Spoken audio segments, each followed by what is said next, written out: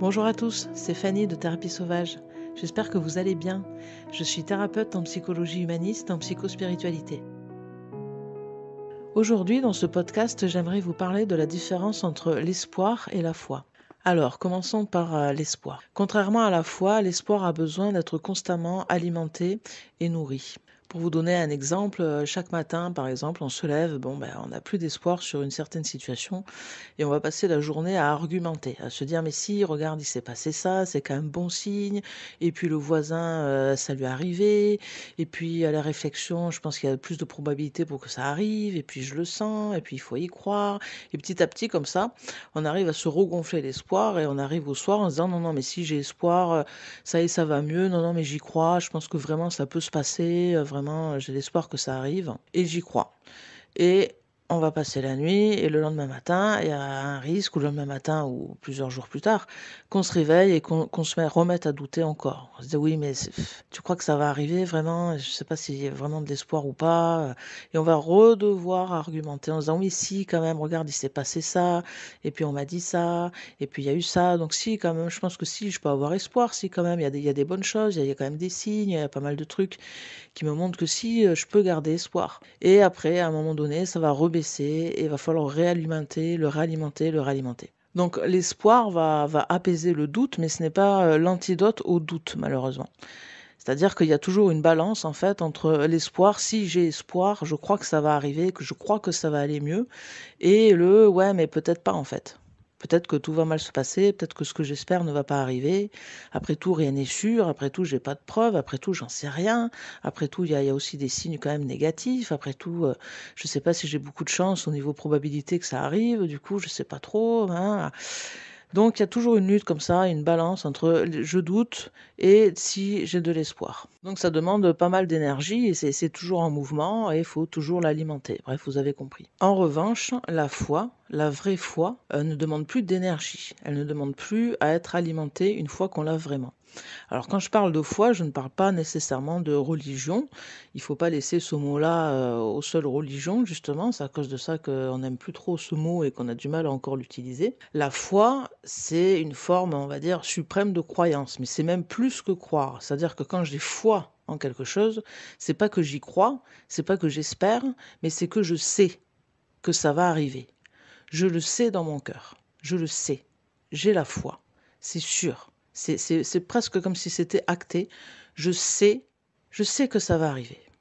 Donc la foi, je n'ai pas besoin d'alimenter tous les jours, de me dire oui, mais tu crois que c'est vraiment vrai, tu crois qu'il y a de l'espoir ou pas, est-ce qu'il y a des arguments, parce que oui, ça pourrait se passer bien, mais ça pourrait aussi se passer mal, du coup, je ne sais pas, parce qu'il y a aussi des arguments négatifs, je ne sais pas, voilà. Quand on est vraiment dans la foi de ce qui va se passer, qu'on le sait intérieurement, on n'a pas besoin de chercher des validations déjà à l'extérieur. On ne va pas chercher dans le fameux mental, chercher des argumentations, des schémas, des choses qui vont nous prouver que oui, on peut avoir espoir, parce que la foi prend racine dans notre cœur. Donc intérieurement, on le sait. On appelle ça aussi l'intime conviction. Je sais, en fait, que ça va arriver, je sais que ça va bien se passer, j'ai la foi. Et comme je l'ai déjà dit, le très bon côté de la foi, c'est qu'on n'a pas besoin de l'alimenter.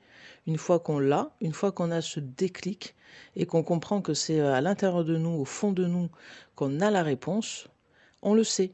Donc on n'a plus besoin d'utiliser de l'énergie, on n'a plus besoin d'argumenter, on n'a plus besoin tout le temps d'y penser, de rajouter des bûches dans le feu comme on doit le faire pour l'espoir. Il faut toujours rajouter une bûche pour que la flamme reprenne. La foi, ça bouge pas. Et donc voilà, c'est le très bon côté de la foi. Donc petit exemple pour illustrer, un exemple assez classique. Donc j'ai été quittée par mon copain et je voudrais savoir s'il va revenir ou pas. Donc c'est une question qui a très bonne presse, hein. Il suffit d'aller sur YouTube, de voir par exemple les voyances, toutes les questions de voyance, les cartes et tout ça.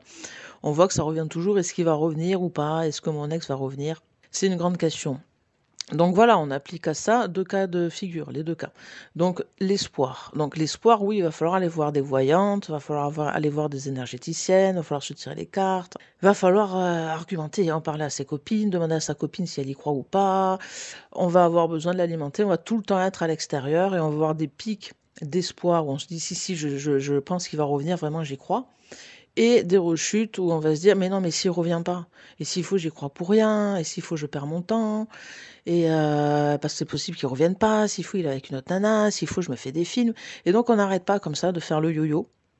Parce qu'on ne sait pas, parce que tout simplement, on n'est pas connecté au bon endroit. On essaie de savoir avec sa tête, avec le mental. Le mental, lui, il n'en sait rien en fait. Le mental, il sait que ce qu'il a à faire aujourd'hui. Il ne sait que ce qu'on lui a mis en fait dans la tête. C'est juste un programme. Celui qui sait, en revanche, c'est le cœur. Parce que le cœur, c'est le siège de votre âme. Et c'est là qu'on peut voir si on a la foi ou pas. Donc la différence dans le deuxième cas de figure, c'est-à-dire j'ai la foi, c'est moi dans mon cœur, j'ai l'intime conviction qu'il va revenir. Parce que je sens qu'entre nous, c'est pas fini. Je le sais. Je le vois déjà qu'il va revenir, je le sais. Je ne peux pas expliquer pourquoi, je n'ai pas d'argument, j'en sais rien, pas besoin de voyante, mais moi, je sais qu'il va revenir. Quand, je sais pas, dans la semaine, dans 3 mois, dans un an, j'en sais rien, mais si je m'écoute vraiment dans mon cœur, je sais qu'il va revenir. Je l'entends déjà revenir. Dans ce cas de figure-là, on n'a pas besoin d'énergie. Justement, on va surtout pas demander l'avis des copines. On va pas aller voir de voyante. On veut pas se laisser dérouter, se laisser perturber par des avis extérieurs. Mais on va plutôt avoir envie de rester à l'intérieur, de rester dans cette intime conviction, de rester dans cette paix, dans cette conviction que je sais qu'il va revenir. Notre histoire, elle n'est pas finie, je le sais. Je sais qu'il va revenir. Je sais que s'il y a eu cette rupture, c'est pour le mieux. C'est pour nous laisser le temps à l'un et à l'autre d'évoluer, de changer. J'ai la foi que ce qui m'arrive, c'est pour le meilleur. C'est pour m'aider à m'améliorer. Donc, j'ai pas besoin d'y réfléchir, en fait. Oui, il va revenir. J'ai même envie de dire, il est déjà revenu. Mais sauf que je suis pas encore arrivé à ce moment où il est revenu. Donc, j'ai pas besoin d'y penser. J'ai pas besoin d'alimenter. Je me tourmente pas avec ça. Tout va bien. Je sais qu'il va revenir. Je me fais confiance. Alors évidemment, c'est tout un travail d'avoir la foi, parce qu'il suffit pas juste de se le dire. C'est aussi une question de conscience, en fait, de vision du monde, et d'avoir conscience que voilà, on n'est pas ici par hasard, dans un monde issu du chaos, où tout et n'importe quoi peut arriver, où rien n'a de sens. Et pour ça, il faut quand même avoir conscience qu'on vit dans un monde où tout a un sens, justement, où on est tous là pour évoluer, où nous ne sommes pas seuls.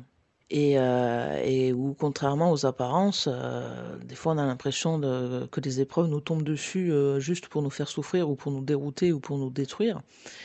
Et quelques temps plus tard, quelques années parfois plus tard, avec du recul, on se rend compte que ces mauvaises expériences étaient la meilleure chose qui pouvait nous arriver parce que ça nous a permis de changer de route et de se retrouver sur une route qui nous ressemble beaucoup plus et où on peut avoir un succès qu'on n'aurait jamais pu avoir sur la route où on était avant et où pourtant on se sentait bien tranquille avant. Mais voilà, il a fallu nous bouleverser pour pouvoir changer de route. Bref, c'est une petite aparté. Mais voilà, je ne vais pas durer plus longtemps sur cette vidéo. J'en ferai peut-être d'autres sur la foi, qu'est-ce que ça signifie, comment la voir, comment la travailler. Mais voilà, donc dans ce petit cas de figure, pour certaines choses, vous pouvez d'ores et déjà commencer à vous connecter à votre moi profond, à votre cœur, à votre âme, et à vous demander, vous, dans votre cœur, qu'est-ce que vous entendez, qu'est-ce que vous sentez? Vous sentez que c'est fini ou vous sentez qu'il va revenir? Vous sentez qu'il faut aller là-bas ou vous sentez qu'il faut aller plutôt vers vers un autre endroit? Donc c'est à vous d'apprendre, oui, d'ores et déjà, à vous connecter à cette petite voix à l'intérieur, à retrouver cette intime conviction et à apprendre à vous faire confiance et à vous écouter. Avoir confiance en vous et avoir confiance en l'univers, avoir confiance en la vie.